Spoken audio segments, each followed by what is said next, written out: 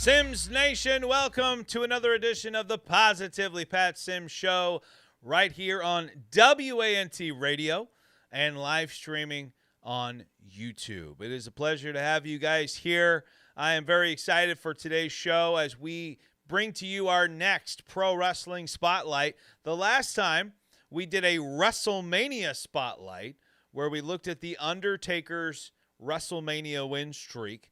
This time, our Pro Wrestling Spotlight is going to be shining that light on this gentleman right here. If you can't see on WANT, I'll tell you, it's DDP, and that's not a good thing. That's a really good thing. Yeah, I had to change it because I flubbed it. That's what happened. All right, guys. Yes, it is an absolute pleasure to be here, and I want to just fill you guys in on a couple of things real quick before we get started. So, guys, I want to give another shout-out and a congratulations to our Warriors Unleashed WrestleMania Challenge winners.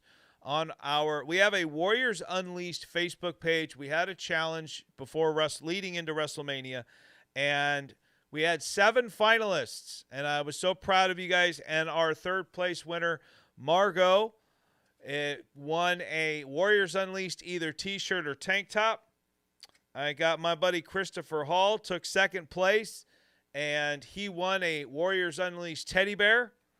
And Mr. Ron Rahoof has won himself the all-new Warriors Unleashed yoga mat. So that's very cool. Congratulations to those guys. And last week, George Fenmore was on the show. This week, we do have Benny the Jet on here, and I'll tell you, both of them have autographed copies of Vengeance coming their way, and those will all be sent out this month. So everybody's going to get their stuff in the good old month of May. So let's get rolling, everybody, with this Pro Wrestling Spotlight of Diamond Dallas Page. And let me introduce to you my guest this morning. First, he's on my screen, so I'm going to start with him.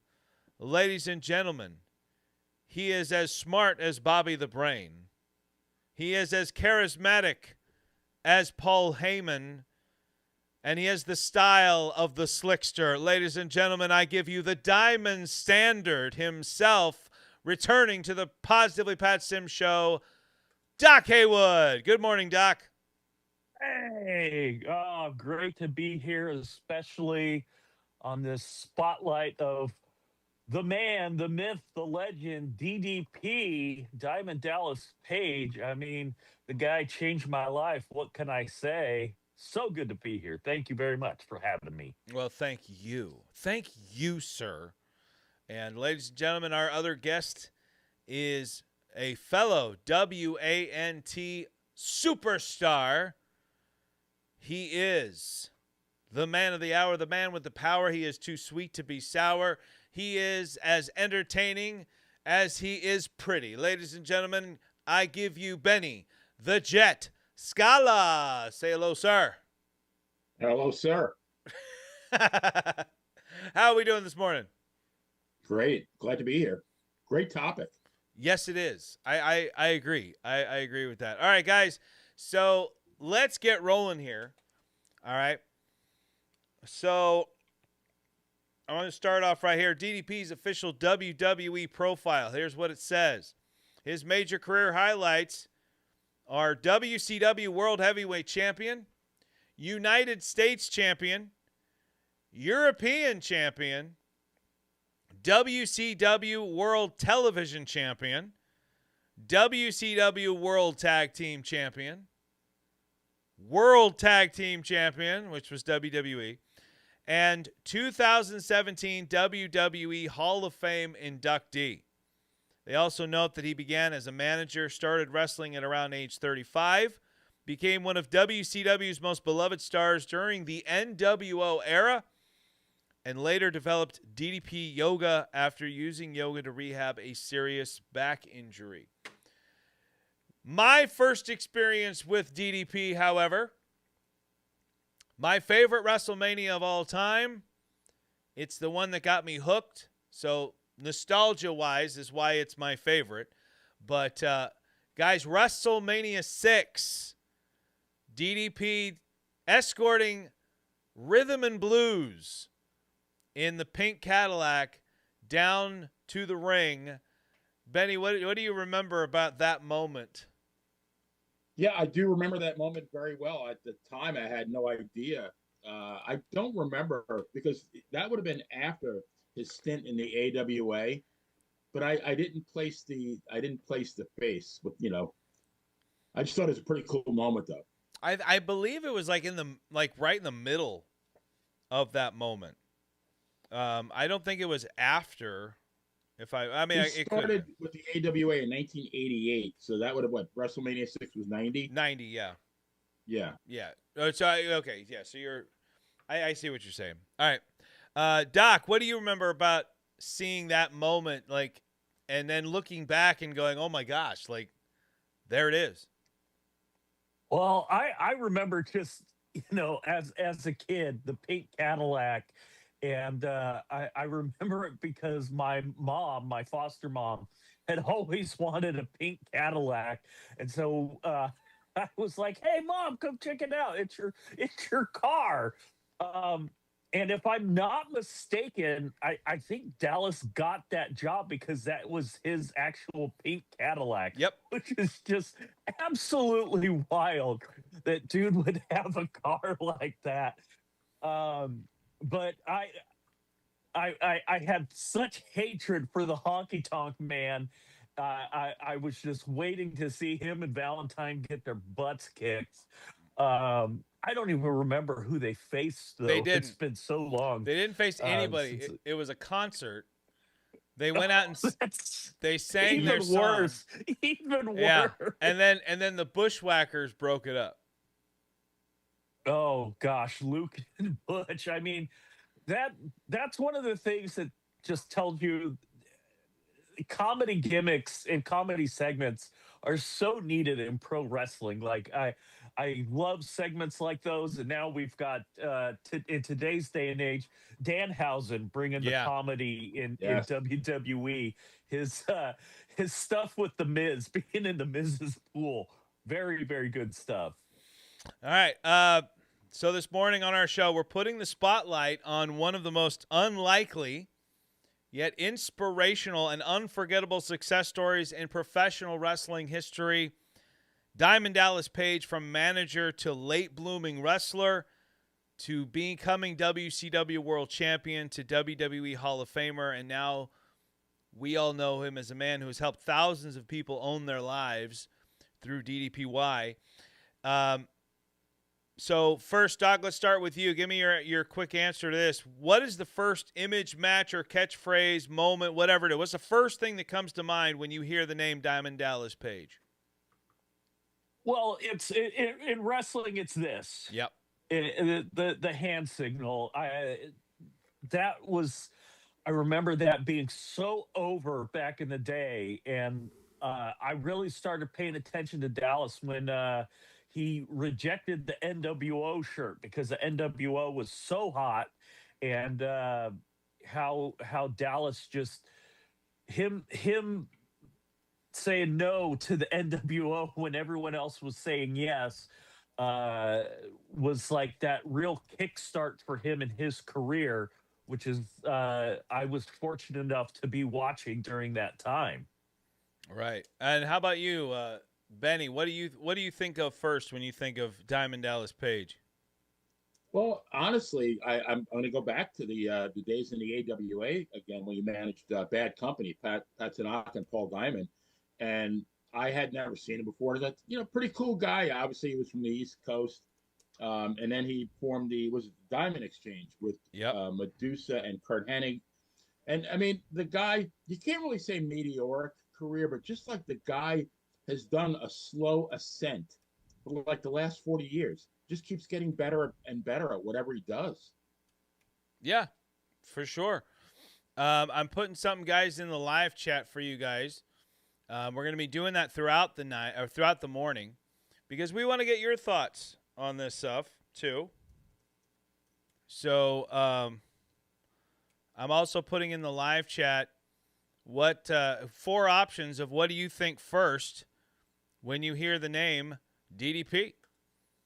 All right, and so I'm giving you guys a few different options here of things you can choose from. I'm giving you guys Diamond Cutter, which Doc talked about. Talking about the WCW Nitro, DDPY, or maybe you're one of those that you remember Dallas because of his wife. So you think of Kimberly. All right. So DDP's story is unusual because he did not follow that typical path that a pro wrestler usually takes.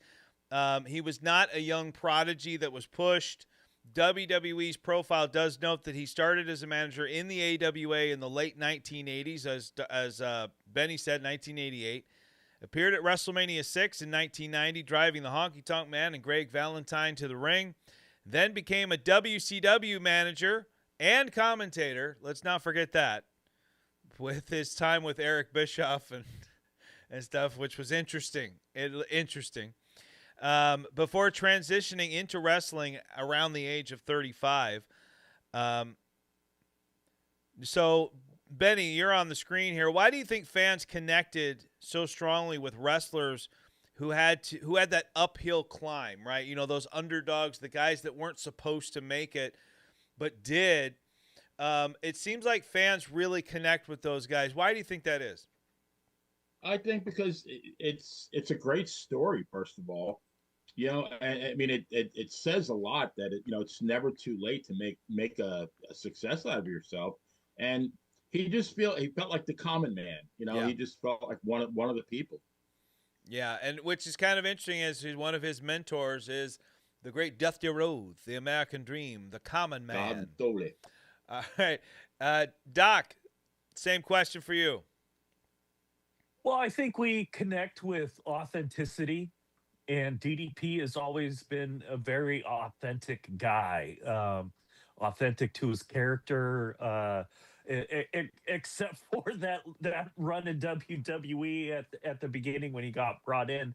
But for the most part, whether he was a heel or a face, he was, that guy dialed up to 11. As some of the best wrestlers are. They take their own personality and they just crank up the dial on it. So I think that authenticity and we connect with struggle. Yeah. Pro wrestling is all about struggle, especially with the baby faces. You as a baby face, you're supposed to gain sympathy from the crowd.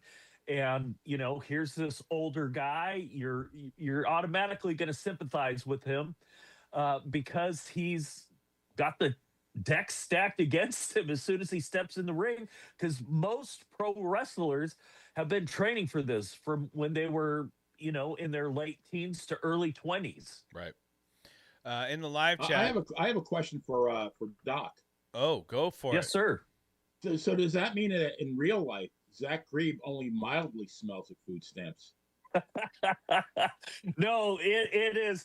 If anything, I underplay that. Underplays it for the audience. So he reeks in real life. Okay. I could smell it from here. In the live chat, guys, we got a thing because they feel more like us, more human, that things are possible for us common folk, right? Hope.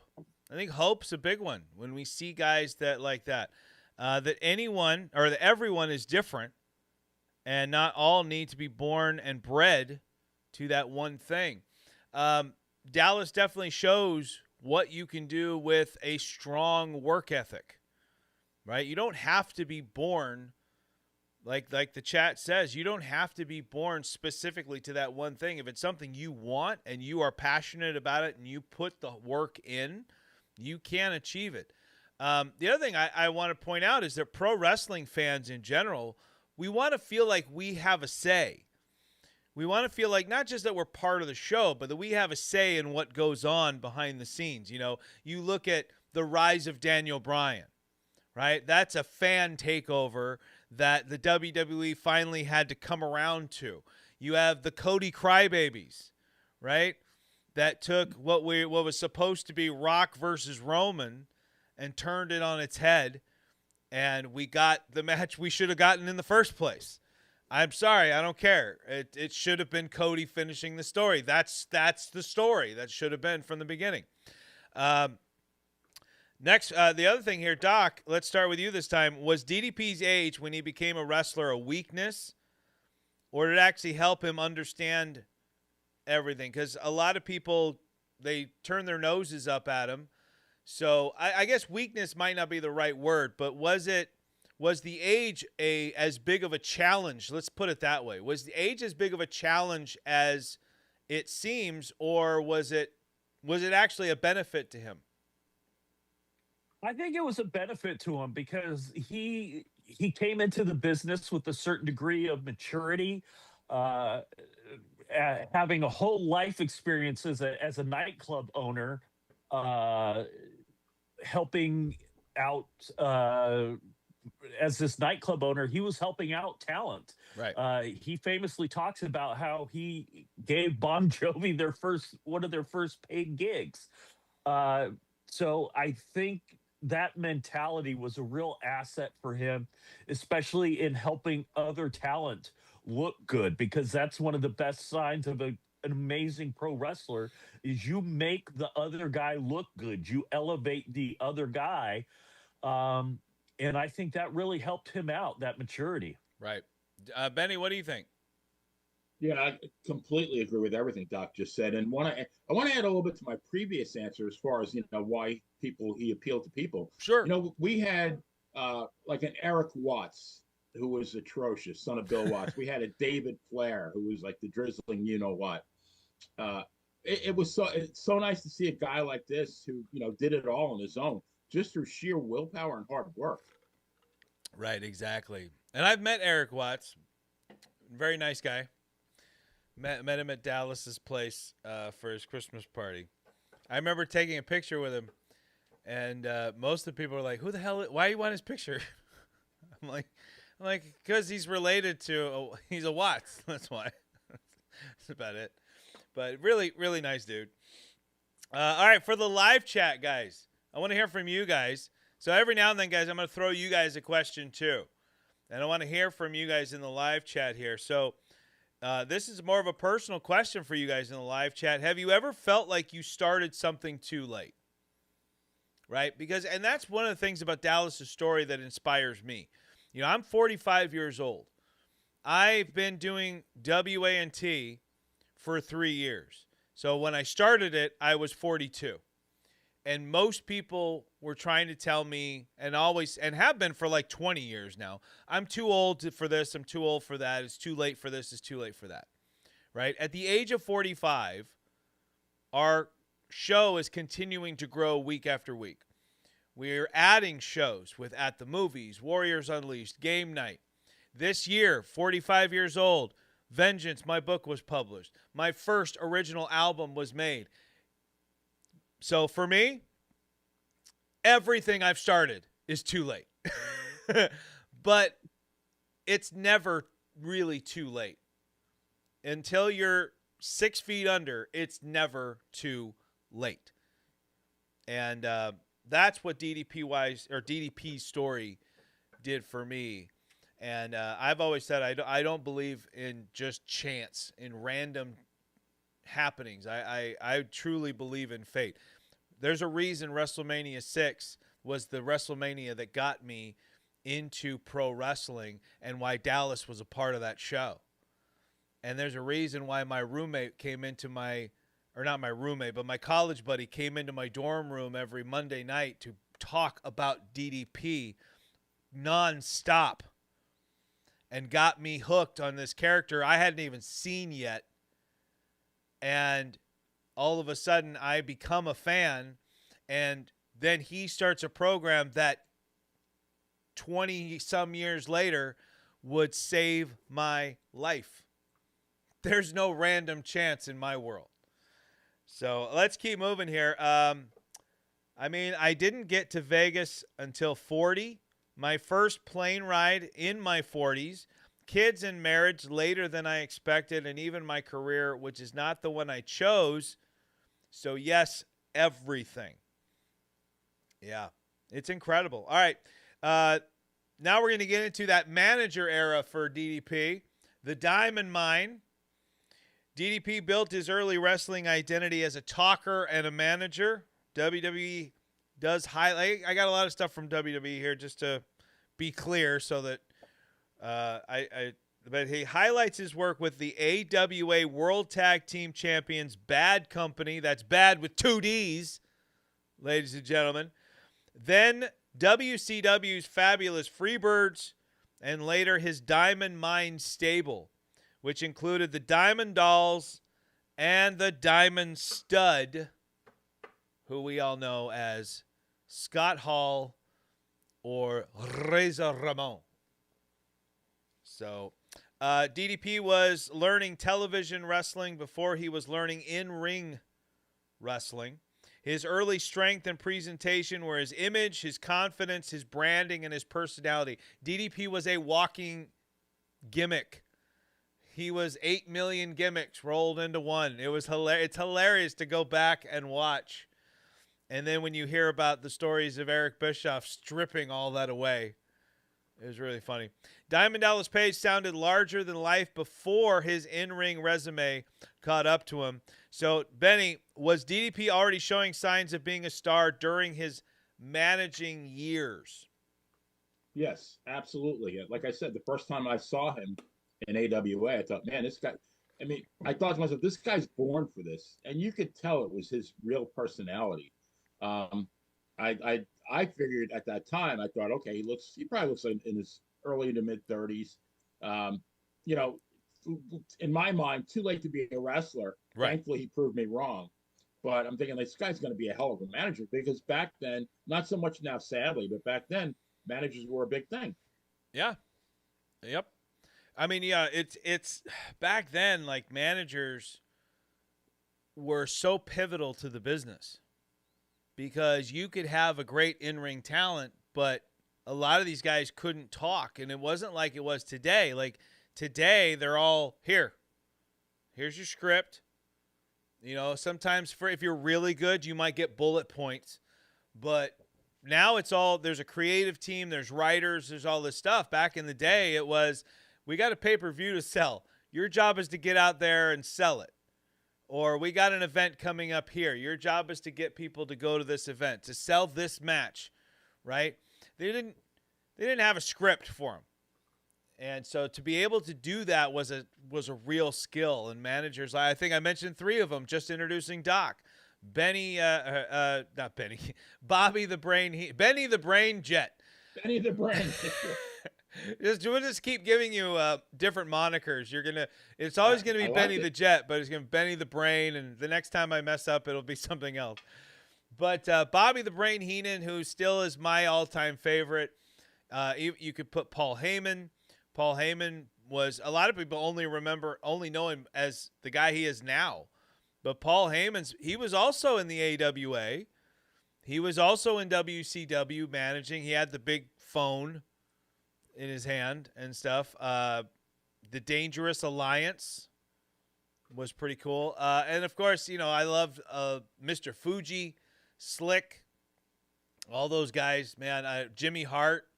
Jimmy Hart's, apart from his bottom teeth, hasn't really aged. He still looks like Jimmy Hart. It's incredible. All right, Doc, I think you'll be good for answering this one here. How important is presentation in wrestling before the bell even rings? Well, it's extremely important, especially if the fans don't know who you are. You want to be able to come out of the gate and get your character over as quickly and as soon as possible. You want to make that instant connection with the fans. You don't want to have to do that halfway through the match. That's why, especially in the 80s and 90s, why the entrances were so important. Those entrance videos, you want to treat every match like it's some fans' first time seeing pro wrestling, seeing your character, and boom, here's your entrance, here's your outfit, here's your gimmick, and they already have an idea of who you are. When I became Dr. Haywood, it was very important to get my outfit established and to get over who I was. And when I first came in with the sunglasses and the hat that I had, the Dr. Haywood 1.0 look, it was very important that I got that look right, so that as soon as people saw me, they knew what to think about me. And Diamond Dallas Page, as a manager, as soon as he came out, you had a very good idea of who this guy was and what he represented. Same thing as a wrestler. When he starts his wrestling career and when he really gets over as the people's champ, he had that look, and you were like, yeah, this is the guy I want to go have drinks with, I want to hang out with. And it all came out from that initial boom as soon as he walks out the gorilla position. Right. And most people, when they talk, the golden era of professional wrestling is generally referred to as the 80s, right? That was the time when wrestling exploded with Hulk Hogan over in WWE. You still had Ric Flair and the NWA and over there. But that golden era, if you really start to think about it, the presentation of wrestling became such a priority. You know, instead of having it look like this dimly lit little ring in a what could have been an empty arena for all we knew, you were having all this big production value. And yes, the entrance, we can thank, the fabulous Freebirds. We just mentioned them, bringing rock and roll into world class and really introducing the world to bringing music, combining music and wrestling in their entrances. And think about a lot of these guys that got over back in the 80s, and even you could make a case in the 90s. Are they even over or as over without those incredible first impressions of their entrances? Does the Ultimate Warrior make an impact if all you see of him is bell to bell? I think the answer is no. And I love the Warrior. I think even today, I mean, this was a few years back, but Bobby Roode, his entrance song was more over than he was. It was glorious. Yes. I was all about that dude's entrance song, and his matches were decent. He was a decent character, but man, it was all about that song. I'd put that thing on in the morning, and I was ready to start the day. Right. Absolutely. All right, Benny, let's go back to you. Would DDP have worked in today's wrestling or as a manager before becoming a wrestler? So if DDP comes into the business, 30 years later, does he still have those same opportunities? Does he still have that same success? Or is this just a much different world today? I think, sadly, it is a much different world. And to me, like, I have a laundry list of things that I miss about professional wrestling. Right, and yeah. that is number one. Number one is lack of managers. And you were mentioning, Jimmy Hart, Mr. Fuji. I go back to the triumvirate of evil of Freddie Blassie, right, Captain Lou Albano, and of course the Grand Captain Wizard. Lou. Captain Lou. And a lot of guys couldn't get over without. Now Billy Graham was of course an exception, but like a guy like Stan Stasiak, you had by himself as a heel, decent, but when you throw in a manager, now you have that presentation. Now fans are interested the minute they see the two of them walk down the aisle, because they hate the manager in most cases. And it's guilt by association. Then you're going to hate the wrestler too. Diamond Dallas Page was a one-man show. He was the manager, the wrestler, the entrance, all by himself. Right. He was a very rare breed. He stood out from the wrestlers. Number one, as Scott Hall would say, he was bigger than the wrestlers he was managing. That's not really a good thing. Oh, he towered over Tanaka and Paul Diamond. So my wife jumped into the chat and said, I think he's far too old to wrestle now, so no. So I'm sure she's joking, but I'm just making it clear. We're not talking about him at this age. I mean, yeah, it's okay. So she thought I was being okay. So I don't mean if Dallas was his age now. The guy could work a match still, I believe. I mean, it wouldn't be, Yeah, I think he could, but no, I mean, Yeah. like if he was 35 years old today, could he be successful as a manager and transition into a wrestler in today's modern pro wrestling? Now, I think that anything's possible, right? Dallas has taught us that anything is possible. I think it's much more challenging now. However, at the same time, who are the biggest stars in WWE? They're all over 40. Right? CM Punk, Roman Reigns, they're all older, right? I mean, it was 47, I think, when he left, 47 or 48. Yeah, I mean, like, AJ Styles. People forget, like, because AJ still looks like he's 28. But, like, pro wrestlers aren't retiring at 35 anymore. No, 40 is the new 30. Yeah, it's crazy. But the only thing that I would say is, as hard as it probably would be today to pull it off, if there was one guy that you would say could probably still do it because of work ethic alone, I'd have to give it to DDP. I would just have to. All right, for the live. It's sad though that it's sad that like that element has been taken away from professional wrestling because the manager added so many things. Yes, I have. Not to mention that he could help the heel cheat. Yeah, I have always been, since the manager started becoming, they started weaning it out of WWE. Like, the only guys that were left were holdovers, right? Paul Heyman's pretty much a holdover. Paul Bearer was a holdover. But, you weren't getting new managers coming in. And when WWE were bringing in new managers, they weren't good. Let's be honest. Like, during the early 90s. But then again, nothing was that great that WWE was doing in the early 90s. But, and even the idea of the valet, right? Macho Man and Liz. Like, it was such a great, and I love the dynamic of the heel with the valet, the valet's getting the cheers. It reminded me, like, I thought that was kind of the direction that Mark Marrow and Sable were going to go. Then Sable ends up becoming, a million times more over than Marrow ever could have been. But I always like that kind of dynamic there. But for the live chat here, guys, I want to throw this out to you. First of all, Eric Porter, welcome to the show. Thank you so much for joining us. He says, I knew DDP was going to be great when he made the Renegade look good. That is quite the deal there. So for the live chat, best wrestling managers who became wrestlers. Who comes to mind? So live chat, that's your goal there. There are more than just DDP, believe it or not. There are some others. If you guys can name any, I'd love to hear. There's one in particular that comes to mind. He was a manager for WWE in those early 90s, and he would go on to have a very successful career in WCW and ECW, as well as a short stint in WWE. You know what? Screw it.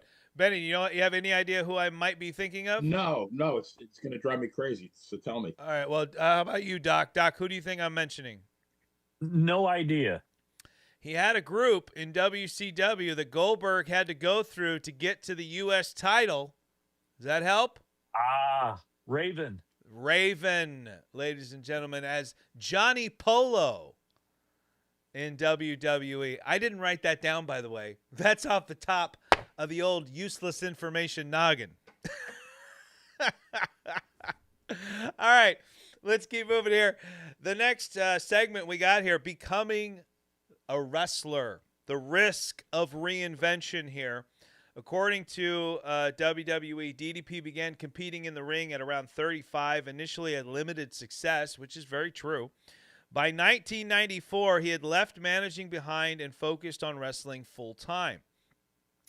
This is his first major Own Your Life chapter of his pro wrestling story. Really, if you look at his managing career, guys, there was a lot of imitation going on in Dallas. He was trying to be all of his mentors, especially Dusty Rhodes, right?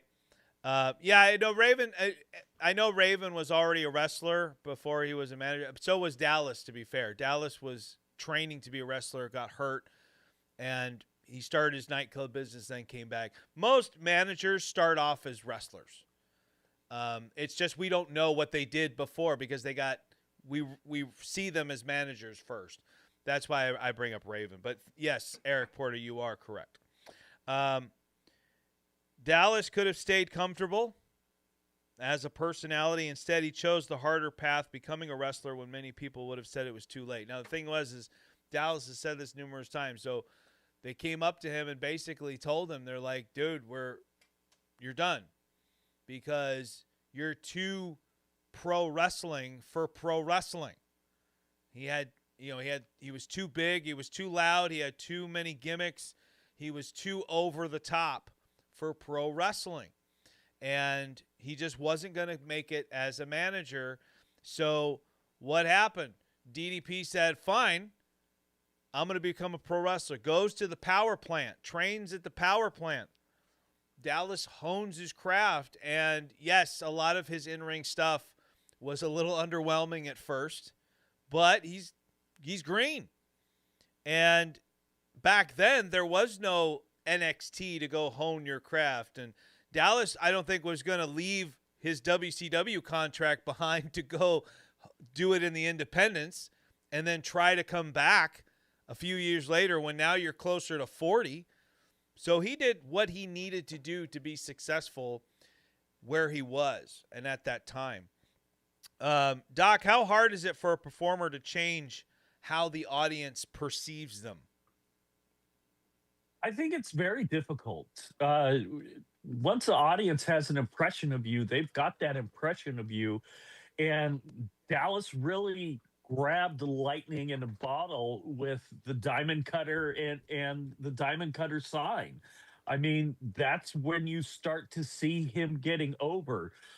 During COVID, I got into the WWE network and was rewatching old Monday Nitros that I had missed, right, because I wasn't a WCW guy up until the NWO came in. So I'm like, let's go back a couple years and kind of watch some of this stuff. And you look at the audience and you look at Dallas's matches, and all of a sudden you start seeing a few people put up that diamond cutter sign, and how that got over and got him over. Especially in that match with Eddie Guerrero after Dallas had won the Battle Bowl, and right, they were fighting over that ring. Dallas, and he's a heel at the time, and you start to see, wow, this heel is getting over with his move that he can bust out from anywhere. And commentary was really getting over that move as well. Bobby Heenan and Tony Schiavone, they would talk about how he can just bust that move out from anywhere. And I think it's really hard for wrestlers if you've got a certain perception from the audience and you're a mid-card guy or a curtain jerker, to move up to that next level, you have to find that it factor, and Dallas found it. right. And being able to successfully reinvent yourself in this business is very, very difficult. And, you know, for the multitude of people that come in, once they're saddled with a gimmick or they play a certain character, that's it. It's very hard to get away from that. Even when you do try to change, the fans a lot of times don't let you forget who you were. You know, the few that can get away with it, Sting is definitely one that comes to mind. The Undertaker has had multiple transformations. Chris Jericho has done that. The Rock, going from the white meat babyface over to the Nation of Domination, right? But they're all of them are still calculated risks. The Undertaker didn't know how over Biker Taker could be until he did it, and it was a huge risk to do it. Changing Sting from Surfer Sting to the Crow Sting, that's a big risk right there. But it worked out. It paid off. And Dallas did something that very few people could ever do in the pro wrestling business, and especially at his age, and reinvent himself. The thing is I do think it helps that his was a slow burn. right? Like we said, Eric Bischoff started being like, okay, get rid of this. Get rid of this. All right, get rid of this. And all he was left with at one point was the cigar. Like, it was all he had left was, and Eric's like, all right, get rid of the cigar. And it's just, okay, now you're rid of all these gimmicks. Now Dallas can just go out and be himself. Benny, interesting question here, that what do you respect more? All right. Natural athletic ability, or someone who grinds until they come undeniable? I mean, maybe respect is a little bit of a weird word, but maybe you could say, which one do you admire more? But talk to me about the difference between how you view someone with natural God-given ability and someone who just works and grinds for every shred of success they have. Me personally, give me the grinder every time. I mean, I was in a position for years and years when I worked at Citibank where I had to hire people, and that's always what I looked for. It wasn't the education, because pretty much everybody had that, but I was looking for that spark, that person. I mean, I hired a lot of MBAs that when they got the job, they felt they were entitled to that job because of their education, and they kind of just mailed it in. And then you had people with a little less education but just wanted that door open, and they were going to bust that door down with their hard work, and that's what Dallas did. Right. I mean, there's something to be said for both, right? Like, here's one of the things that I've noticed with guys that have a natural, God-given ability, is that you tend to, when that happens, you tend to see a lot of guys waste it. They don't put the same amount of work in. They go, I'm already the man, right? But the guys that get to the next level, that get to the top of the game, they have the work ethic, right? And so I agree with you, Benny. I would take the work ethic any day, but Dallas, I think, has both. I think he has a natural ability in terms of charisma. What he needed to work on was his ability to have a great match. And that he did that, because I think if he hadn't, I think he still could have gotten over, in a sense. All he needed was the diamond cutter, right? I think Dallas could have gotten over without being a great in-ring performer. But for me, like, he could have been like Goldberg. Goldberg got over without being a great in-ring performer. But you see how good Dallas was because he gave Goldberg probably, arguably, his best match ever. So that says a lot for Dallas. Doc, actually, this is for both of you. So, Benny, since we got you up here, what was the moment where you personally started taking DDP seriously as a wrestler? I think when he won that first title, it was the TV title,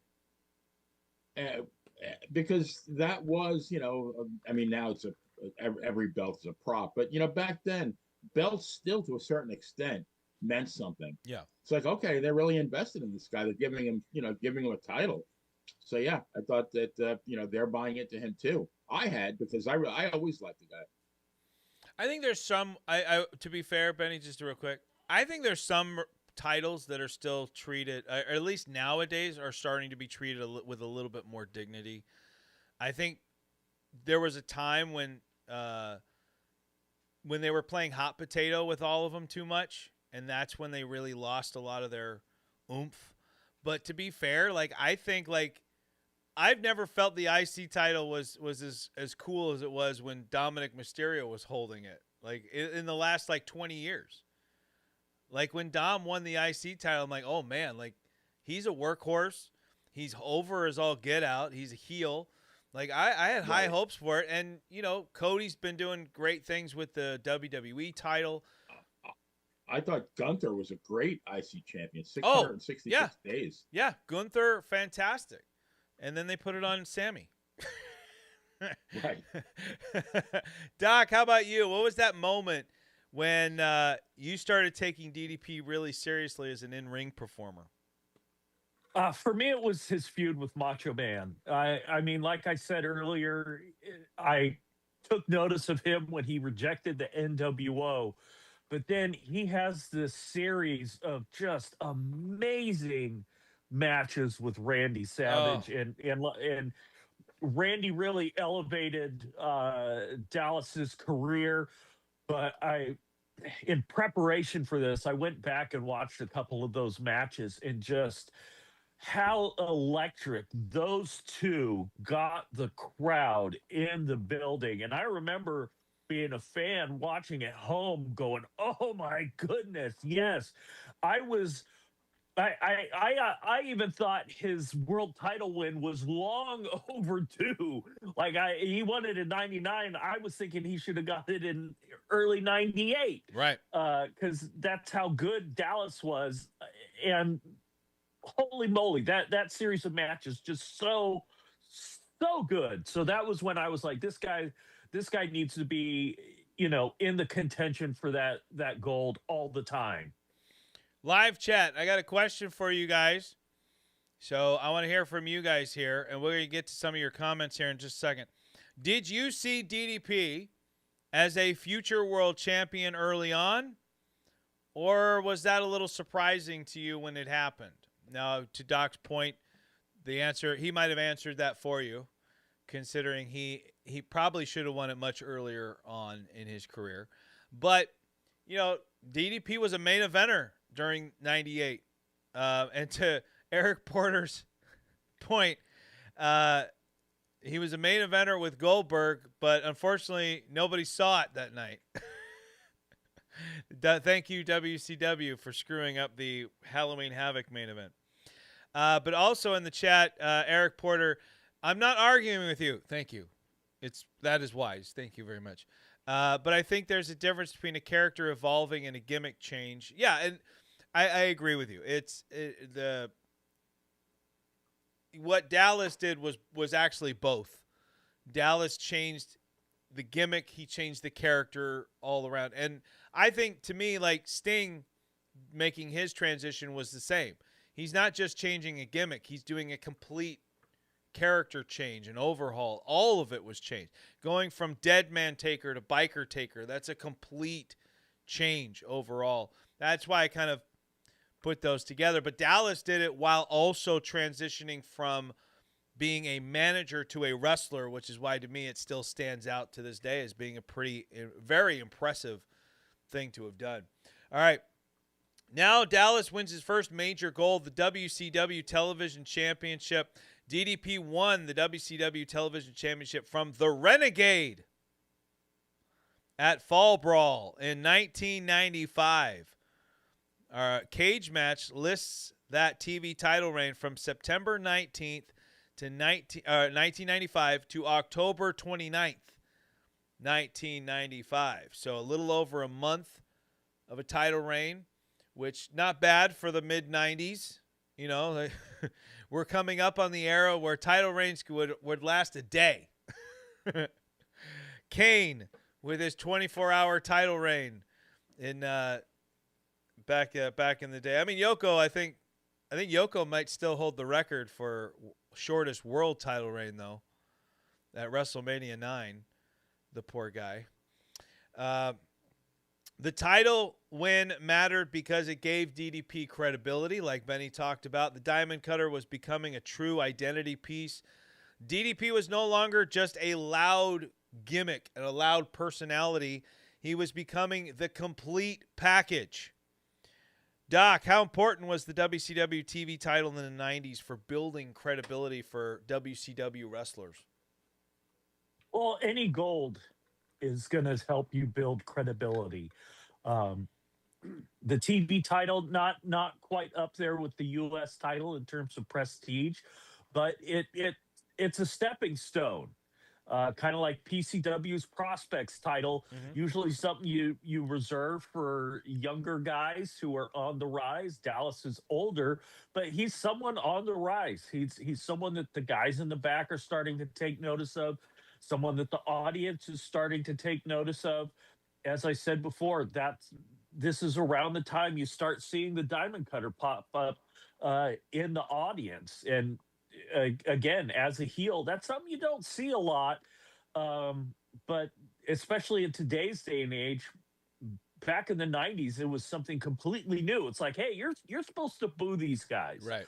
you're supposed to boo the heel. You're not supposed to buy their T-shirts, and it's when the business takes this whole shift and characters start becoming murkier, and you don't have the just total white meat baby face and just total poop heel guy.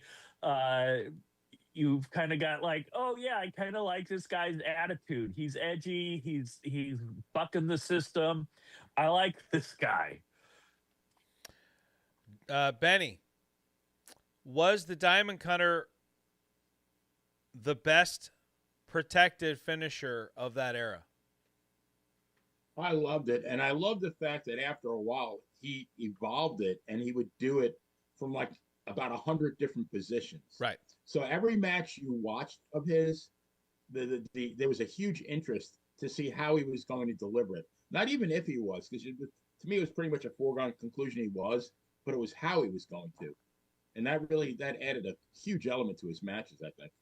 One thing I really appreciate about the Diamond Cutter, the RKO out of nowhere is still very electric. It's awesome to watch. It's, you know, some of the ways that Randy Orton pulls that off are pretty cool. You know, we all remember the Evan Bourne one. We all remember the Seth Rollins going from the stomp into the RKO.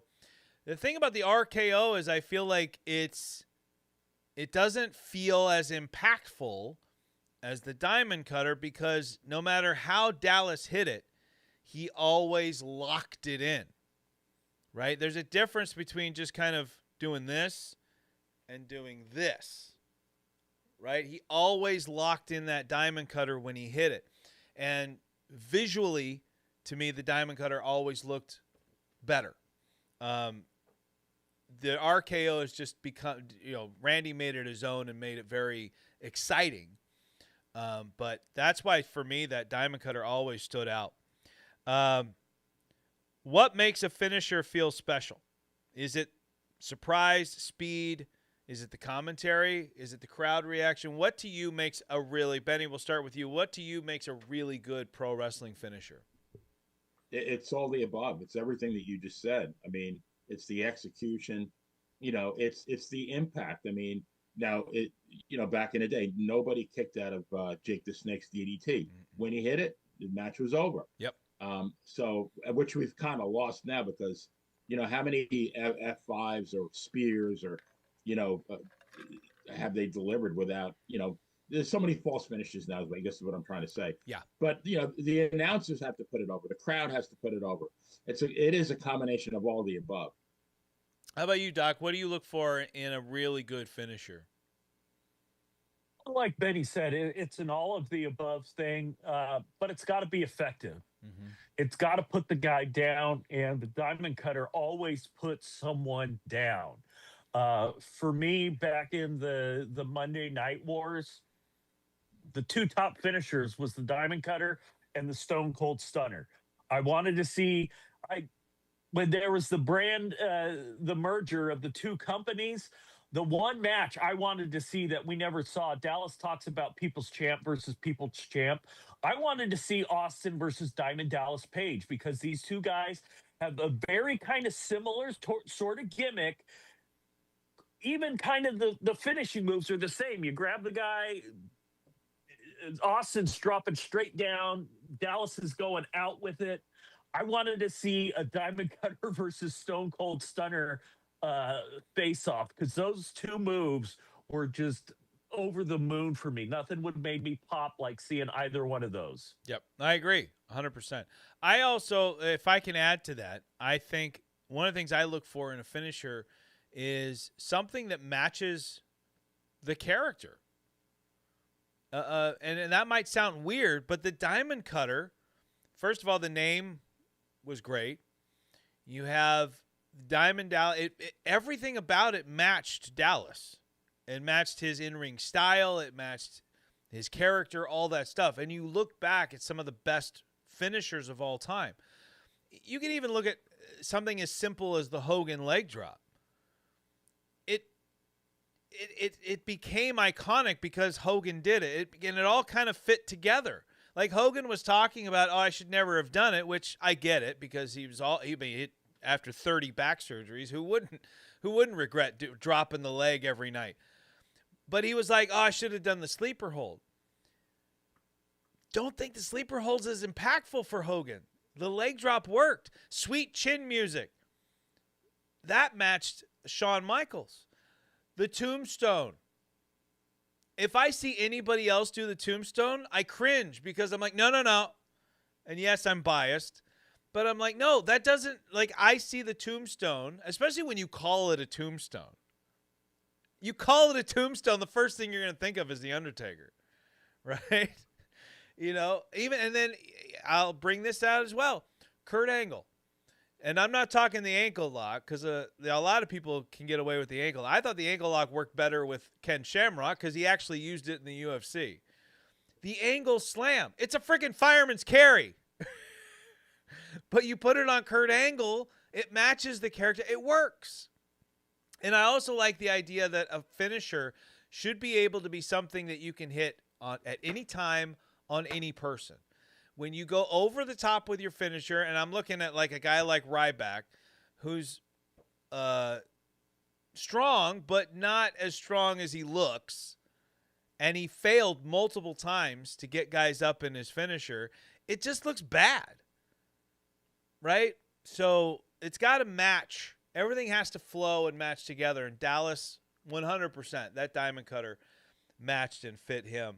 Live chat, this question's for you guys. Diamond cutter or RKO? Which one do you personally enjoy? And if you want, you can throw in the why. So live chat, give me your thoughts. DDP's diamond cutter or Randy Orton's RKO? Which one do you like better? All right. Now we move on to another great moment here. We're halfway through the show, and so I think we're on a good pace here. DDP versus the NWO. This is the birth, truly the birth of the people's champion. This is Dallas now getting the WCW machine behind him fully and shooting him to the moon. And from what I understand, the whole refusing NWO story and all that stuff was, if I'm correct, I believe it was Scott Hall's idea to do that. And it meant so much because nobody was turning down the NWO at that time. We're talking about an NWO that was growing to the point where it was going to be like, okay, who's not in the NWO at this point? DDP's popularity soared in 1997 when he stood up to the New World Order. Led by Hollywood Hulk Hogan, Scott Hall, and Kevin Nash, WWE notes that he battled the NWO during a period when WCW Monday Nitro was destroying WWE in the ratings with high numbers and sold-out houses all over the country. I mean, let's remember how big the NWO was. The whole NWO angle, combined with some of the in-ring stuff that your smaller guys, your lightweights were doing, that's literally what got WCW over and shot them to the moon. Right? NWO was the hottest thing. For the modern day, the Bloodline. Eric Bischoff thinks the Bloodline is actually a better storyline than the NWO. Eric, probably because they kept their numbers small. But the NWO, the hottest thing in pro wrestling. To this day, NWO probably still sells more shirts than 90% of all the other wrestlers out there. It was hot. And for Dallas to turn down the NWO, and then he jumps into the crowd, throws up the diamond cutter, and everyone throws it up with him, it was a moment. That was around the time when I started noticing Dallas because of my roommate.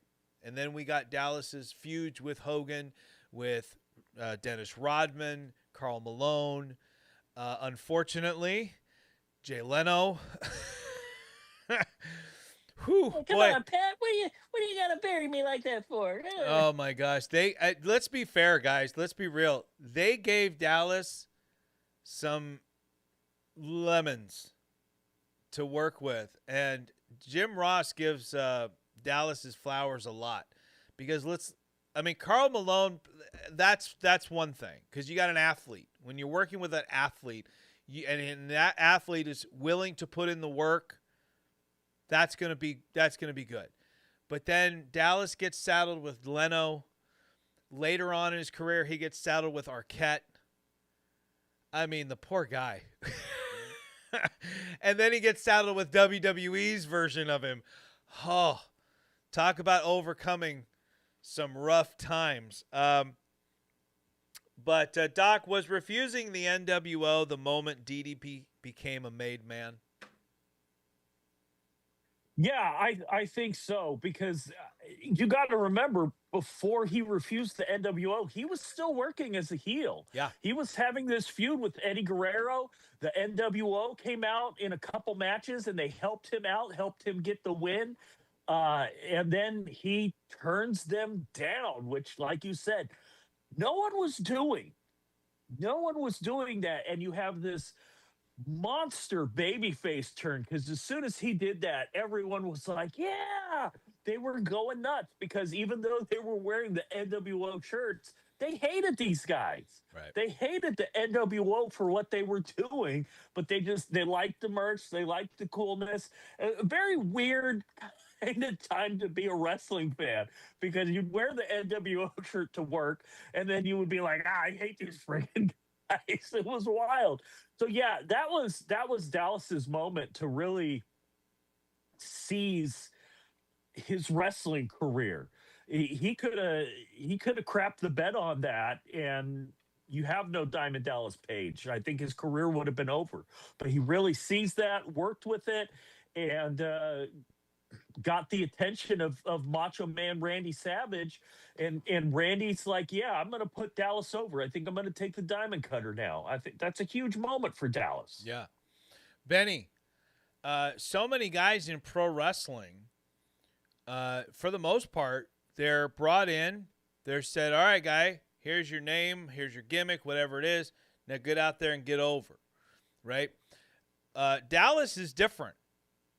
And how important is it, looking back now, that Dallas got over as a blue-collar, self-made hero, as opposed to what you could say, look at Hogan. Hogan, you could say, was a more of a corporate-backed entity. Like he was pushed to the moon, where Dallas felt a lot more organic, like he was getting put over by the fans instead. How important is this moment and Dallas being that blue-collar, self-made guy to the business that we see today? Yeah. Like Doc said, I mean, this made him. And I think it was very important that the people could identify him as one of them. Right. You're putting a guy in an angle with arguably at that time the hottest faction in the history of professional wrestling. Yeah. And the thing I liked about WCW back then is, nowadays feuds kind of like originate and culminate sometimes on one Monday Night Raw. They gave that whole angle and story. They gave it weeks and months, and it was such a slow build. Yep. And you wanted to tune in next week. Is this going to be the week that that Diamond sells out? And when you finally got the payoff, I mean, yeah, it was worth the wait. So kudos to them for even the thing with Sting, same thing. How long did that Crow angle evolve? Like a year, wasn't it? It was like a year and a Close half to almost. They didn't speak. Yeah. And I mean, the payoff was great. I mean, the same thing with DDP when he. We could do a whole show on Starrcade '97. I don't know if I'd say the payoff for that was great, but I think they messed up on that. Yeah, but the character was great. I loved the character. That's what I meant. It was fantastic when he finally spoke. When DDP gave Scott Hall the Diamond Cutter and did the iconic we remember that almost 30 years now. Yeah, and we're talking about it now. It's an iconic moment. Yep. Oh shoot, there was something that you said. So Benny, to follow up on something that you said, how much of the way the business has changed in what we're talking about here with feuds and with storytelling, instead of being long form storytelling, which there is some. I know WWE is, over the last few years, have been trying to do more long-term storytelling, and kudos to them for trying. But how much of this switch is on us as fans, where we want, like when fans pay to see a show, they want to see these feuds. You know, they want to see those matches. They want to see a title change. They want to see how much of the change in the business is on us as fans, as opposed to the business just getting lazy or just moving too fast. I think 100%, maybe 99.8%. What did Daniel Bryan call people? Fickle. And it's true. I mean, we live in a world of sensory bombardment. We're bombarded with images from the minute we wake up till the minute we sleep, even probably in our sleep. And I don't think people have the patience to sit through. You know, I mean, they couldn't. I don't think the Sting thing would work now. Yeah. After a couple of weeks, you know, you're gonna hear the boring chants. Yeah, they're gonna boo. So, all you're gonna do is stand up there in the rafters, boo. Right. Is that wouldn't last a month. It last a couple of weeks. So I think it's on us, you know, as the fans. You know, we demand something new every time. Right. Like, I feel bad for honestly, I feel bad. Like Jey Uso. Jey Uso, I think, is a prime example of the fans, you know, getting involved. And so, like, we start yeeting, which is really fun. Jey Uso gets over, and now he wins the Intercontinental title. Everyone's chanting, "You deserve it." They're getting behind Jey Uso. So what does WWE do? They go, okay, he's over. Let's push him. Let's throw him out there. He wins the Royal Rumble. The fans go nuts when he wins the Royal Rumble. I mean, there were people that were happier to see him win it than Cena. Not a lot, but there were plenty. But almost immediately, fans started turning on Jey Uso, like, oh, okay, we're going to get a corporate champion. It's like, you do realize by going over the top cheering for a guy, you're basically telling, and buying his merch, you're telling the company you support him. You want to see him excel. So WWE straps the rocket to him, and almost immediately the fans start turning on him. And they start saying how horrible he is in the ring. He's out of shape. He's this, he's that. And I'm like, dude, guys, he hasn't even gotten to where they're sending him yet. And you're the ones that are yeeting in the live crowd all the time. But as soon as you get out of the arena, you're on your Twitter machine and you're complaining. Yeah, I think wrestling, honestly, I think wrestling would be in a much better place today if the internet didn't exist. I got to agree with that. I think it's this thing right here. Yeah. It's the phone. What do you do? What are a lot of people doing while they're watching Raw, SmackDown? They're on their phone, and then they hear oh, okay, cool. Right. Then they're back on their phone. We have no attention span anymore. No. Eric Porter, I do agree with you, too. WWE does have a habit of waiting too long to push somebody. And I think a prime example, Benny, I think you're going to 100% agree with me here. We ever going to get a good push for LA Knight? Yeah. The dude has deserved a push for how many years now? I mean, he was great. And when I watched NWA back in 2020, yeah, he stood out. Like, I'm thinking, this guy's great as Eli Drake. Mm-hmm. Yep. Yeah, and I remember DDP maybe 2 or 3 years ago singing LA Knight's praises. And I'm thinking, ooh, that's a good sign, right? You got somebody like DDP going, yeah, LA Knight's a little bit older. He reminds me a lot of me. And I'm like, dude, if that's the case, WWE, listen in.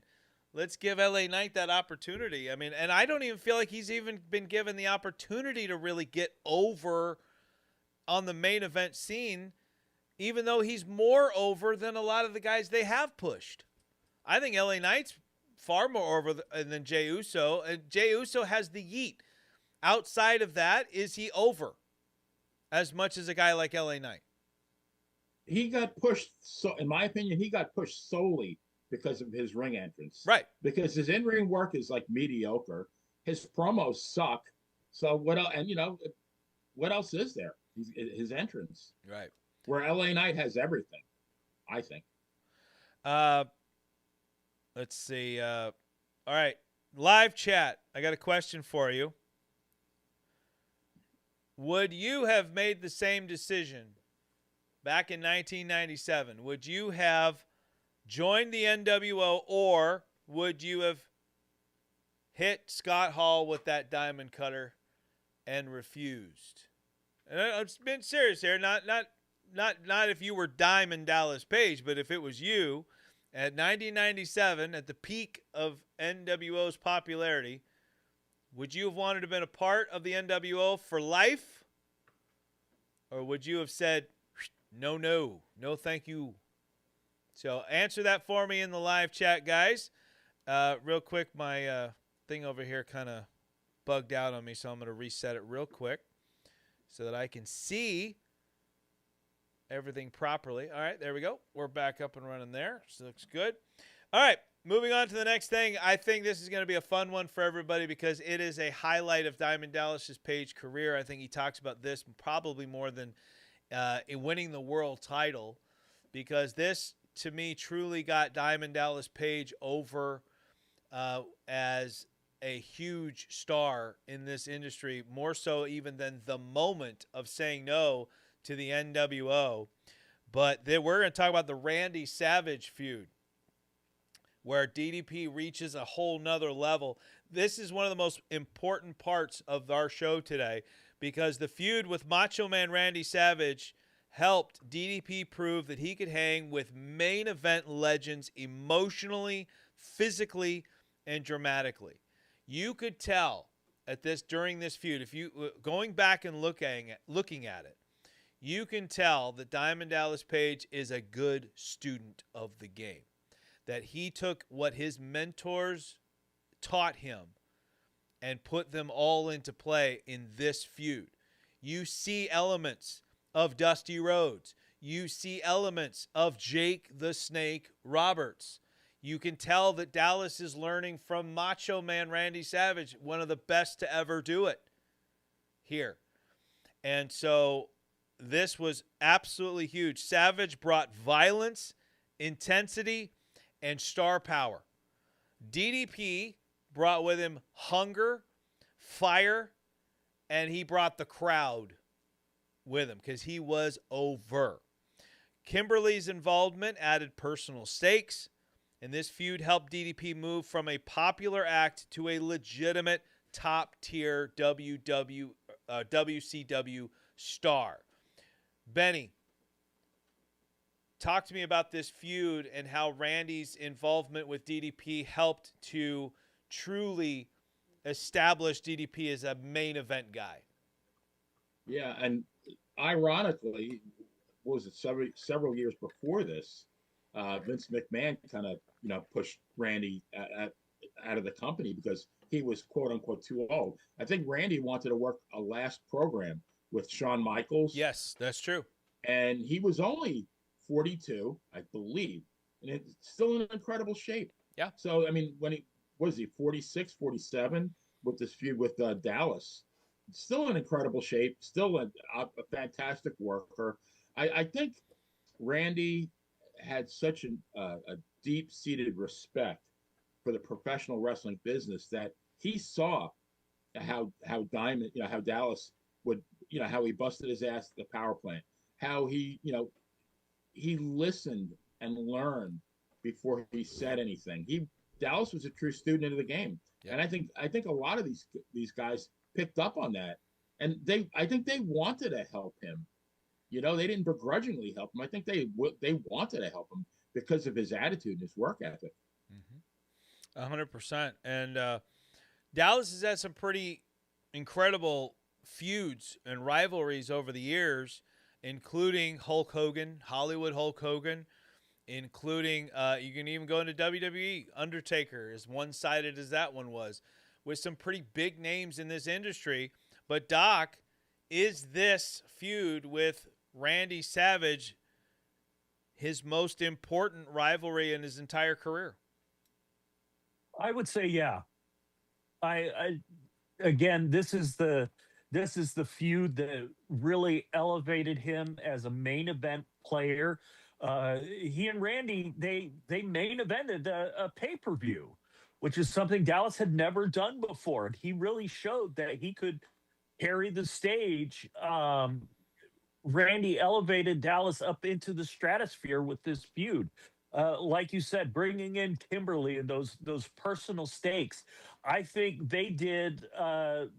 It was very similar storyline to the one that Randy and Ric Flair had back in WWF.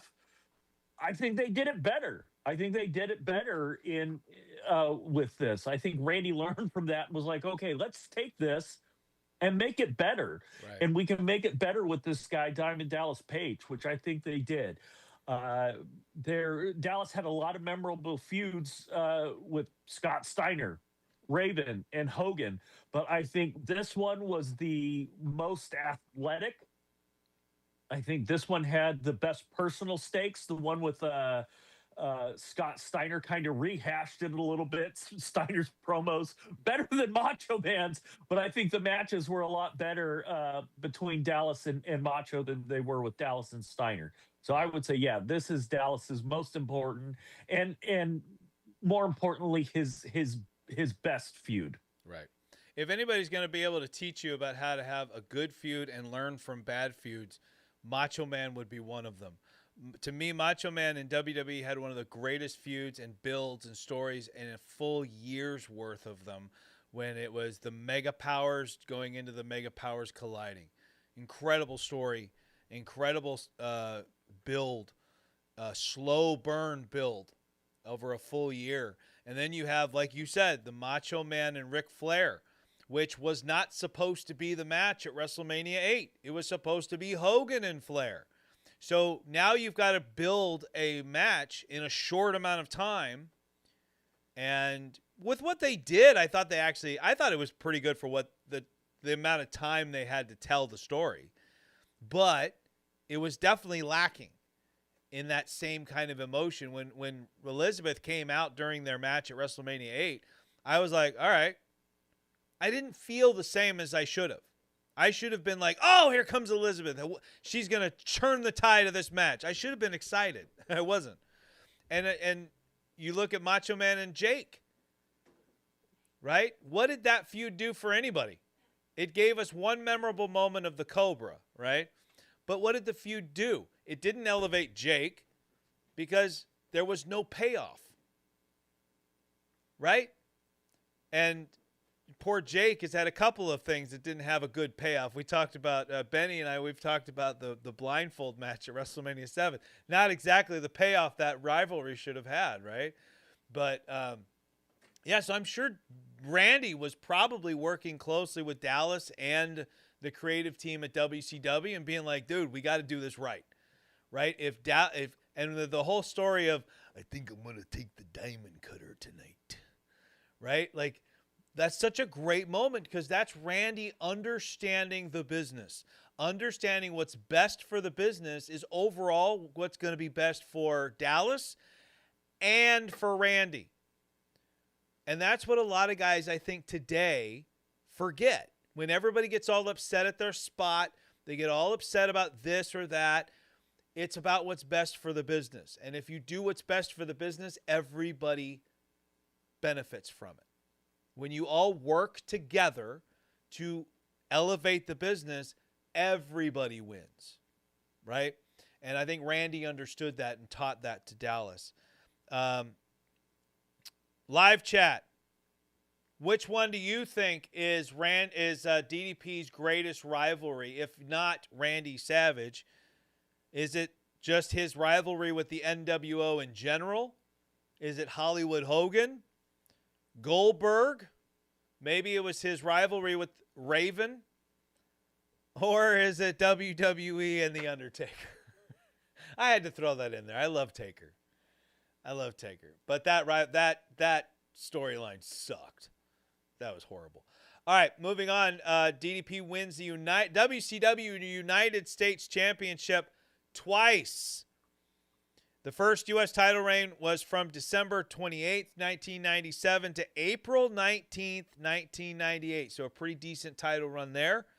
His second from October 26th, 1998 to November 30th, 1998. Now we're back. There we go. That's more like that era. About one PLE or about one pay-per-view to another. That's about right for that era. The U.S. title run put DDP just beneath that world title picture. In 1998, DDP was trusted in celebrity matches and major WCW programs, and DDP teamed with NBA legend Karl Malone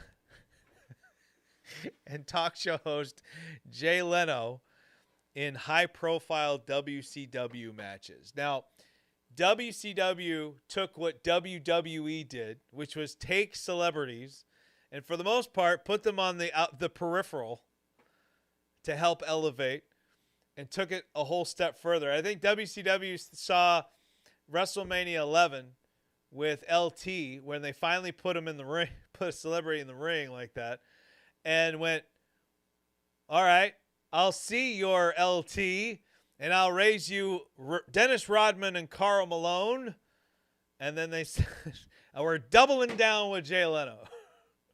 And DDP and Hollywood Hogan are going to be saddled with both.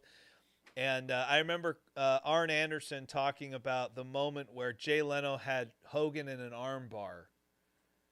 And how it was like that right there is like the death of the business.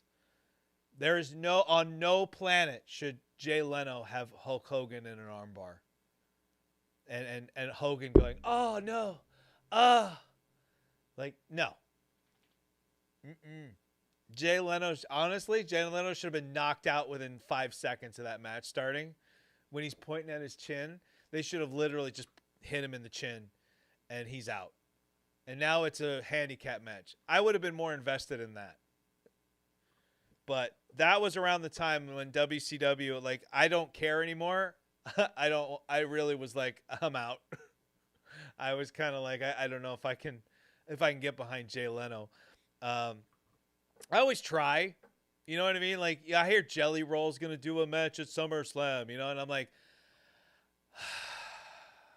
all right, let's see what this train wreck looks like. And you'll get surprised from time to time. I remember Logan Paul. When Logan Paul came in, I was like,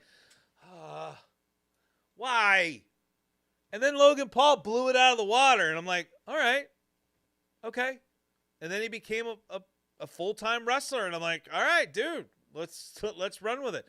But, you know, then you got your Snookies and things where you're just like, no. Can we stop this, please? Right? So this was definitely one of those that started my I'm going to start watching the Attitude Era over here and stick with this. I'm kind of done with that over there. And this would be my college years, by the way. All right. Doc, did the celebrity matches, did they help DDP at all, or did they distract from his ability to continue moving forward up the card as a singles wrestler? That's a hard one to answer because I definitely see how the celebrity matches kind of brought WCW outside eyes. Yep. Hogan and Rodman and Dallas appearing on The Tonight Show. Dallas showing up on MTV to attack Raven. That was stuff people who weren't wrestling fans would talk to me about because they knew I was a wrestling fan. Right. And they go, oh, man, I was watching MTV and I saw this guy, Diamond Dallas Page, and all of a sudden this dude Raven comes into an attack and they're just hitting each other with chairs and this and that and the other thing. Hogan taking over The Tonight Show from Jay Leno. That's big stuff for a company that still wasn't on the radar of non-wrestling fans like WWF was at the time, because everyone knew what WWF was. When they thought of wrestling, they thought of WWF. But now all of a sudden, they're getting some outside exposure to another wrestling company that they hadn't before.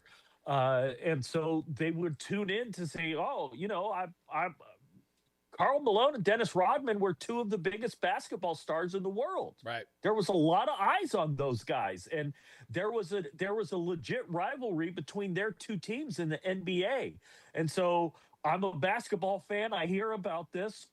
I might buy the pay-per-view and see what Carl Malone and Dennis Rodman do in the ring. Right. Might not be that great, but it's definitely going to catch my attention. Yeah. I mean, it's no different. Let's be fair. No different than how many people how many people went to the theater to see WrestleMania 1 on closed circuit television just to see what Mr. T was going to do. Yeah. Right? Hogan was your catalyst for the pro wrestling fan of the time, but how many new fans were brought in just by the involvement of Mr. T, who, believe it or not, guys, for this day and age, you might not remember, T was a big deal. The A-Team, Rocky III, Mr. T was a big deal. Very big deal. He was one of the biggest stars in the world at the time. Yep.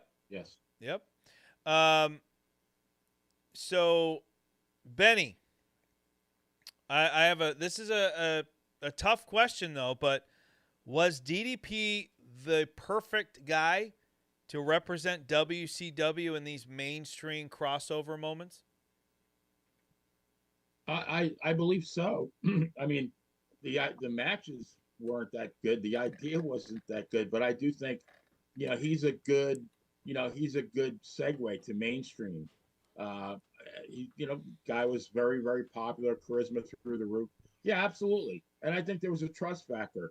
I think WCW trusted him to know that he could carry the angle for them. There's a reason why Dallas is one of Cody Rhodes' role models, why he's one of Cody's mentors, because I got two words as to why, one of the reasons why.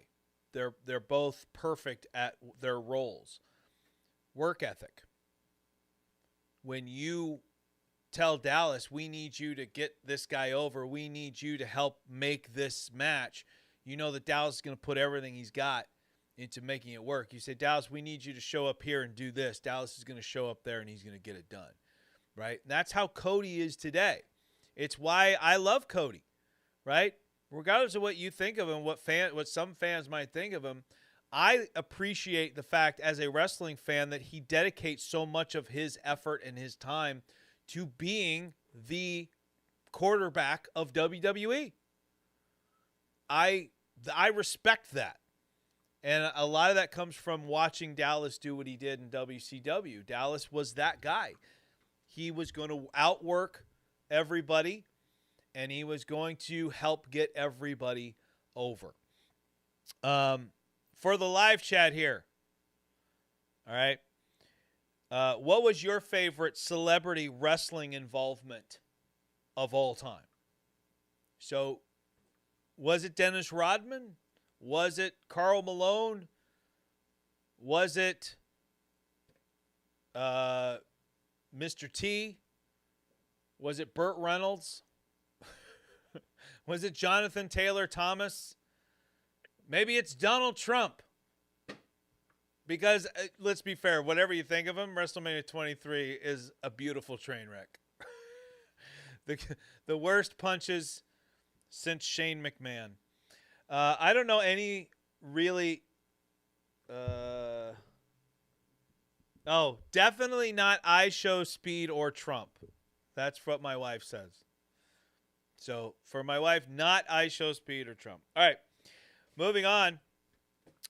DDP and the issue that was Halloween Havoc of 1999. Unfortunately, a match that nobody saw that night.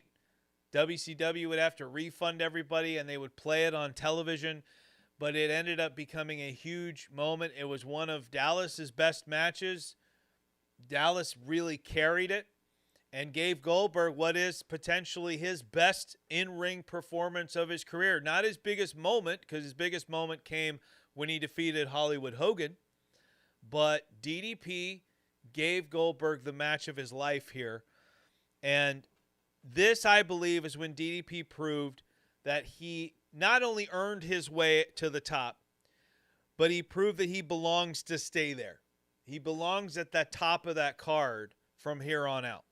This is for me. That even when he was defeated by Goldberg, DDP came out stronger. Goldberg was still undefeated at this time, and against him, DDP gave fans one of the most memorable near falls of the era with the Diamond Cutter. It was the kind of match where the audience believed, even for just a second, that Goldberg might lose. When Dallas hit the Diamond Cutter, this is why, Benny, when we talk about people, too many false finishes, too many finishers in a match, you're trying to get that "this is awesome" chant, whatever it is. This is why this is more effective. All right? You're waiting the whole match for a finisher. Because back then, finishers were protected. Nobody kicked out of the Diamond Cutter. Nobody. To this day, I believe no one ever kicked out of Scott Hall's Razor's Edge. Protected finishers. When Goldberg kicked out of the Diamond Cutter, it was a shocking moment because we all thought it was over. Nobody did that. Now everybody kicks out of finishers. Benny, do you think this was... We know this is probably most likely Goldberg's best match ever. Do you think this ranks as DDP's best match, or is it at least top 5? Oh, absolutely. Absolutely.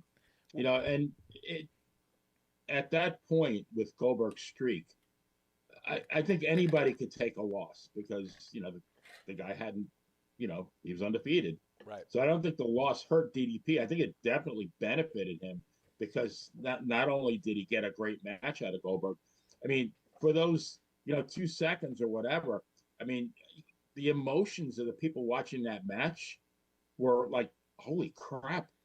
They were shocked. They were stunned. He gave us that moment. Doc, did the Diamond Cutter near fall, were you like me? Did you think the streak was over when that move got hit? Oh, absolutely. I was like, oh, here it is. Diamond Dallas Page is going to show that he's really championship worthy by ending this guy's streak. He hit that Diamond Cutter again out of nowhere. You don't see it coming, and then boom, hits the Diamond Cutter. Goldberg is down, and you're just waiting.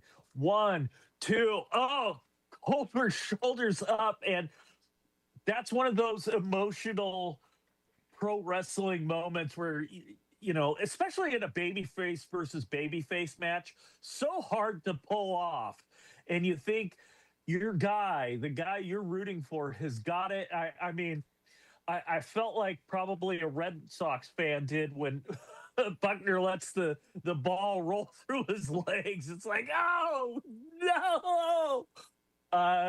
But yeah, I was so invested in that match. Again, I didn't get the Halloween Havoc, so I was actually happy that the match did not get broadcast, and I got to watch the whole thing in its entirety on Nitro. I was like, oh my gosh, this is awesome. As Bob Ross would say, a happy accident. And I think the fact that it didn't air on that pay-per-view was good for Dallas, and it was good for Goldberg. Maybe not good for WCW, right, but it was definitely good for those two guys, for more eyeballs to be on that. Right, because if you didn't see it on the pay-per-view, you would either only see highlights of it, or you would have to buy it on VHS at some point when it came out, and later on DVD. But you had to wait and that was only if you felt the whole pay-per-view was worth paying for, right? If you thought, like, if you kept hearing how horrible Hogan Warrior was, you might not want to touch Halloween Havoc with a 10-foot pole. You might not want that VHS, and they still put Hogan and Warrior on the cover of everything. I never understood that. Like, during the build, I kind of got it. It's the rematch that everyone's been waiting for since WrestleMania 6. I get it. It wasn't your main event, but I get it. However, once you knew for a fact that match was the dud it became, why wouldn't you then switch gears and promote the VHS, the DVDs, everything going forward as this is the event that featured Goldberg and Dallas?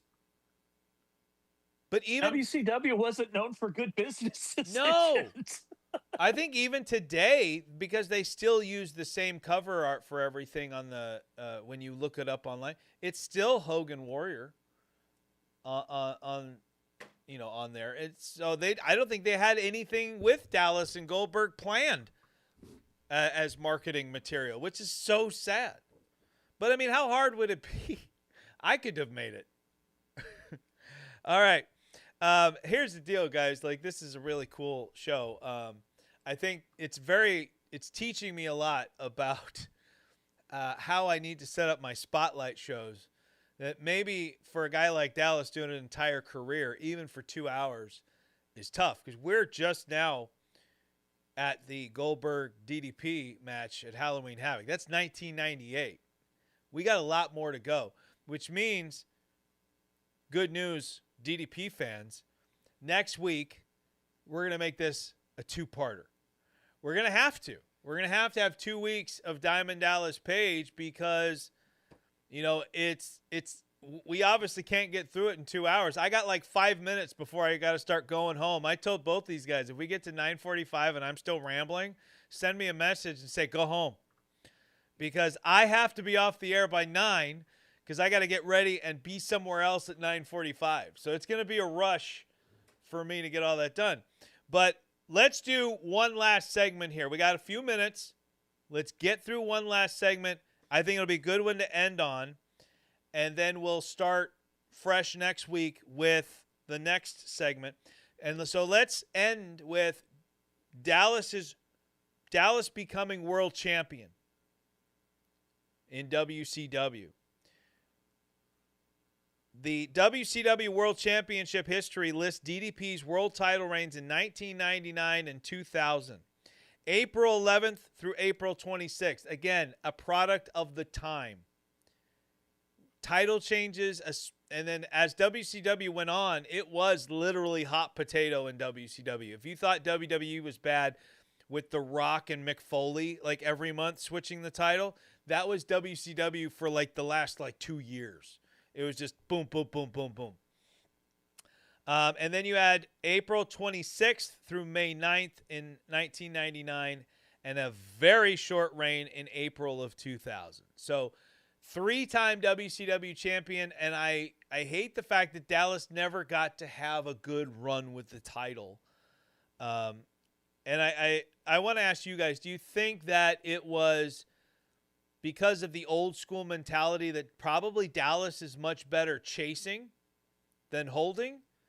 Or is it a problem with being a product of that time where it was all about, because we know WCW was all about trying to get a ratings pop as opposed to telling a long-term story at this point. So was it all about the title changes and the timing of it? Or do you think it was a legitimate, Dallas is better chasing that title? What do you think? Doc, let's start with you.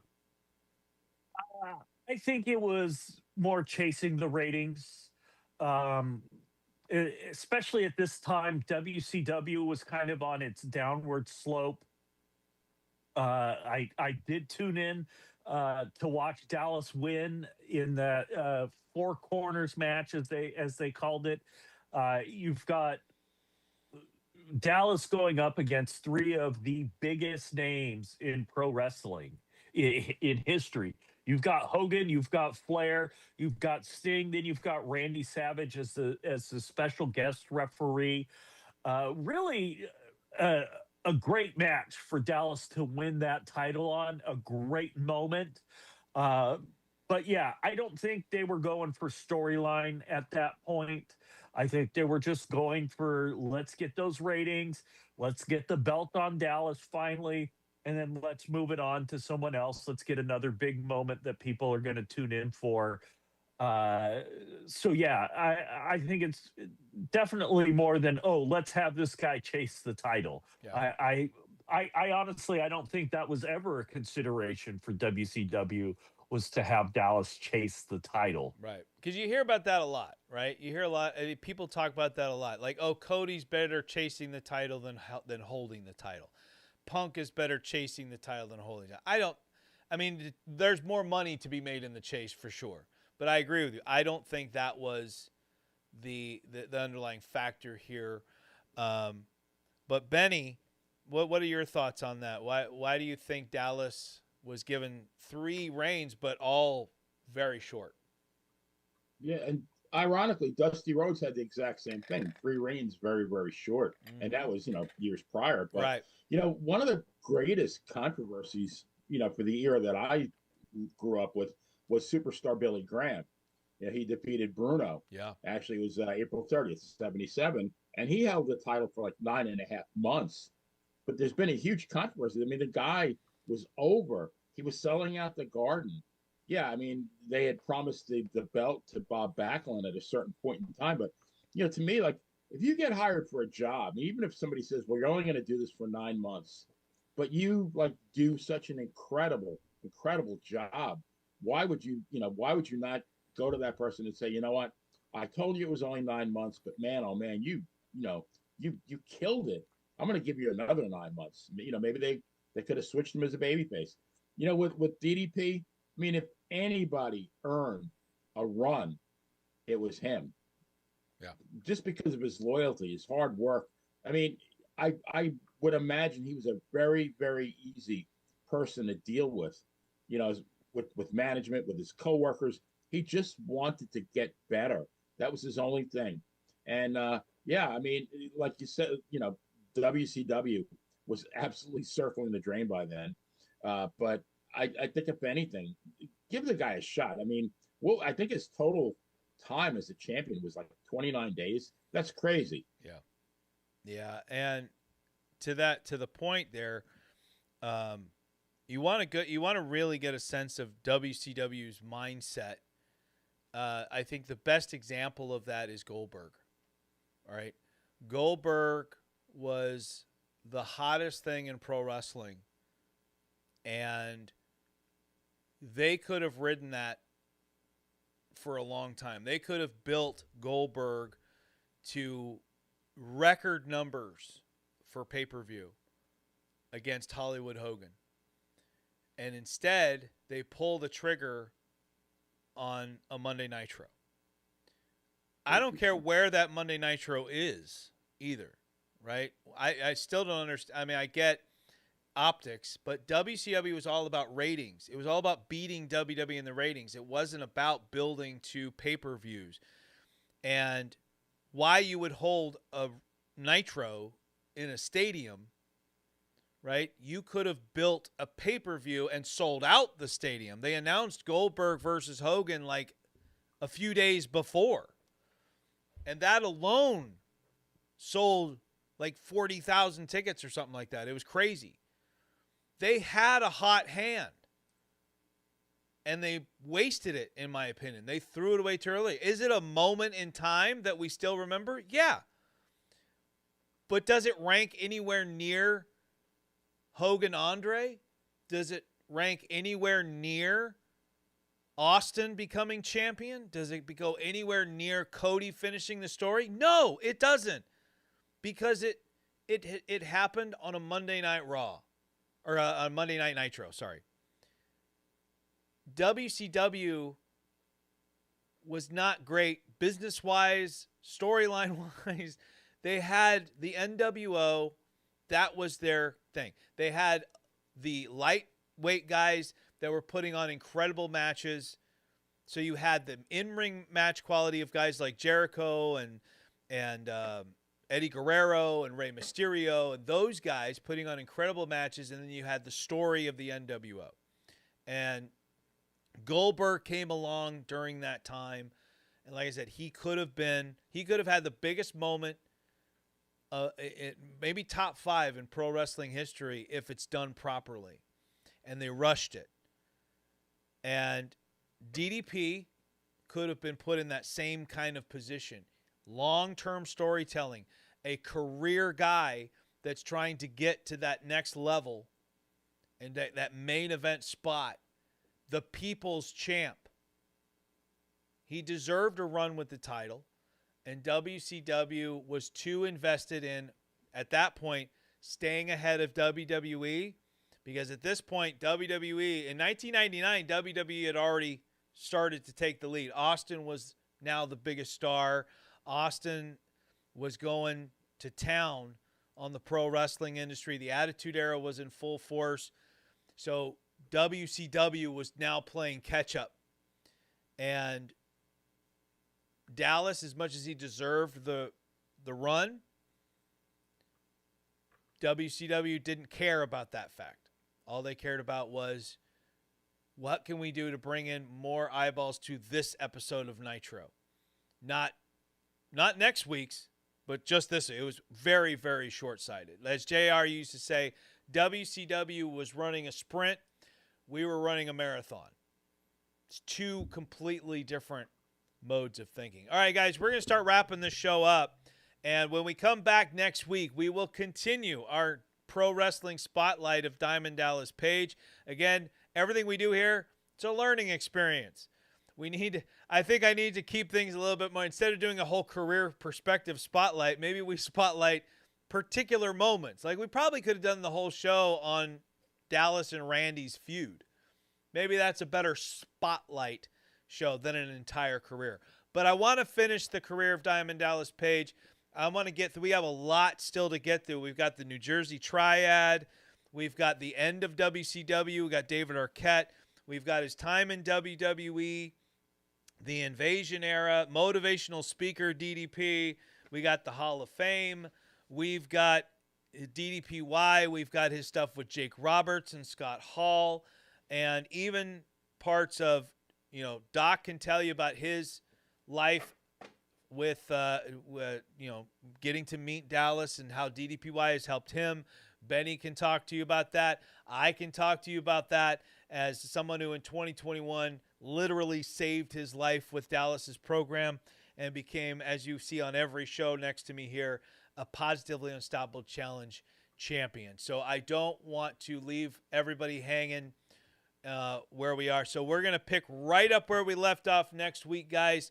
But before we go, I want to remind you guys to head on over to positivelypatsims.printful.me. I'm still working on some fun little ads to show you guys, but you can pick up your Positively Pat Sims hats, t-shirts, and more there. I've got a lot of great newly designed products that we're releasing this weekend and over the next week.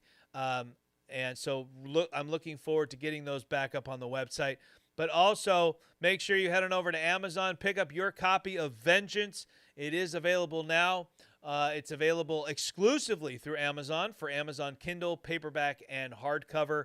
And make sure you get over to whatever streaming platform you use for music, whether it be Apple Music, Spotify, Amazon, YouTube, Pandora, whatever it is. And soon it will be available and will be playing on WANT radio. So if you're a loyal listener to WANT, you will start to hear songs from my newly released album, Catching Stars, which features songs like Up All Night, the title track, Catching Stars, I Need You, Living in the Now, You Are My Heart, a lot of great music on there for you guys. I'm very, very proud of that album. All right, guys, before we take off, I want to give our special guest an opportunity for some final words.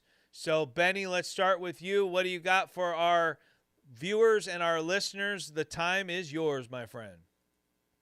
Okay, well, tomorrow at 3 o'clock on Want Radio, I will be playing the Billboard Top 30 countdown from 1969. Oh, one of my favorite years for music. The first year I actually became a music fan. On Monday night will be True Crime with the Bad Girl, the Playa, and Dangerous Dave at 6 o'clock on both Want Radio and my YouTube channel, the Playa Entertainment Network. We will be covering not so much a crime, maybe it was a crime because he died way too young, but Prince. And then on Wednesday, when it was real, 7:30, again on both the Play Entertainment Network and Want Radio, Nikita Brezhnikov and I We'll be covering the historic date of April 30th, 1977. Speaking of superstar Billy Graham, we're at the Baltimore Civic Center. He shocked the wrestling world by pinning my hero, Bruno Sammartino, and winning the World's Championship. All right, very cool. Hey, Benny, so fun little thing here. So at 1969, I was negative 11. But it's a very special year for me because I am a big fan of Elton John, a big fan of this gentleman right here. And a lot of people think that the Elton John album was his first album. It was not. In 1969, the album Empty Sky was originally released in the United Kingdom. That was his first album, and it's a very underrated and underappreciated album. 1969 is a great year for music, though. Make sure you check out Benny the Jet. Not, I see, that's how Elton John I am. Benny, I always want to say Benny and the Jet. But thank you so much, Benny, for being a part of the show. Doc Haywood, the time is yours. Go for it, my friend. Well, today at noon, it's a very special day. It is the series finale of PCW Limelight. PCW going to be changing their online format, how they present you matches. But this is the series finale, the last Limelight ever, or at least for the time being. Wow. Triple threat match.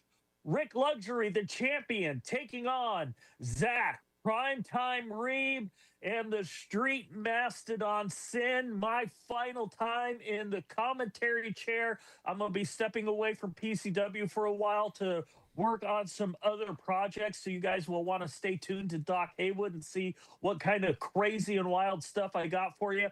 But continue to follow PCW on social media. Continue to support your independent pro wrestling company, and especially PCW. And it's been an honor to serve with PCW. I really love those guys. And we are honored to, of course, know that Doc's going to be a part of the Positively Pat Sims show still. And everybody listening, everybody watching, all of us here, a big thank you to Doc Haywood and for everything he's done over there at PCW. This is our end of an era here, at least for now, right? It's an end of an era for now. Without Doc, I'm not watching PCW Limelight because I wouldn't even know it existed. But Doc Haywood has introduced me to an amazing product over there at PCW. Doc, you have done a fantastic job with them. You will definitely be missed on that commentary and everything that you do over there. So congratulations on all the success you brought to PCW. And I, of course, wish you nothing but success on anything and everything that you do. Thank you so much for being a part of our show. Thank you. All right, guys.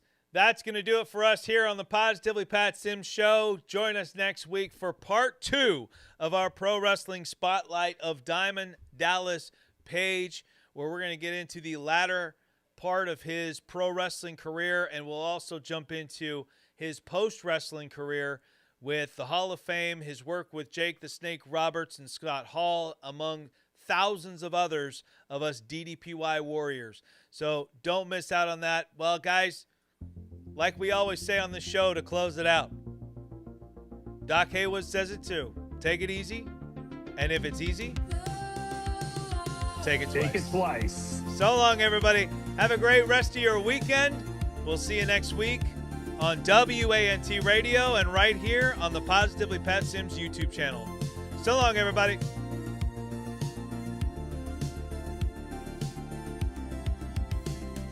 The lights are dim, but the room still hums with the echoes of laughter and the moments we spun. Every honest word is like a stone in a stream.